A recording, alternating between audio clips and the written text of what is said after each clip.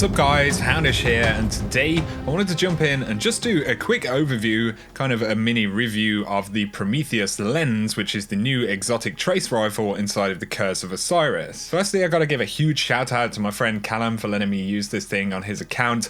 I really appreciate that, dude. It's a pretty interesting weapon, so let's just start out by taking a look at the perks. So it comes with Prismatic Inferno, fires a solar trace beam and generates a damaging heat field that grows while the weapon continues to fire. So it kind of has a sort of AoE effect that it does, which does bonus damage, which is pretty interesting. It also comes with Chambered Compensator, Stable Barrel Attachment.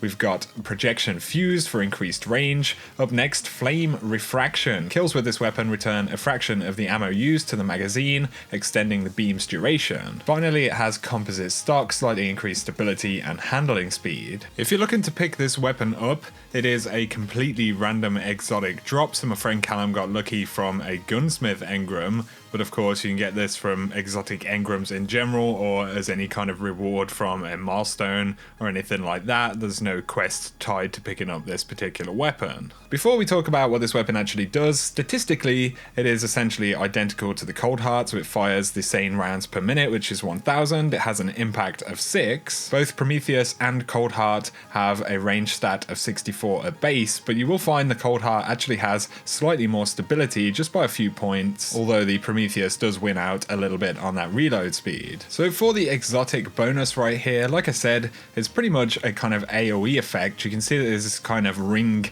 effect around the enemies as you fire the weapon, and that is doing additional damage. It does feel like this takes things down pretty quickly, especially lower tier enemies, where Cold Heart is definitely, good for persistent damage on, higher tier enemies in particular, because it actually kind of increases its damage output with the rate of fire and its impact. And obviously I haven't gone into, like complicated numbers or anything like that, but it does feel like Cold Heart does more damage to, a single target, whether it's a boss or whatever. So I don't know whether the kind of damaging heat field on the Prometheus lens kind of is, more effective on lower tier enemies than it is on higher tier enemies, but it certainly feels like it actually shreds through stuff. Another reason this weapon feels like it's supposed to be, kind of used as a crowd control weapon or against crowds of mobs in general is that kills with the weapon do return a fraction of the ammo used to the magazine, but it only actually happens when you make a kill, so it gives you a chunk of ammo back, and this is certainly noticeable when you're fighting crowds of enemies, like I said. Obviously I'm mostly talking about PvE stuff right here. I don't really feel like trace rifles are the neatest thing for the Crucible in particular, but for me overall it feels much better as a weapon that you kind of just generally run around shooting things at,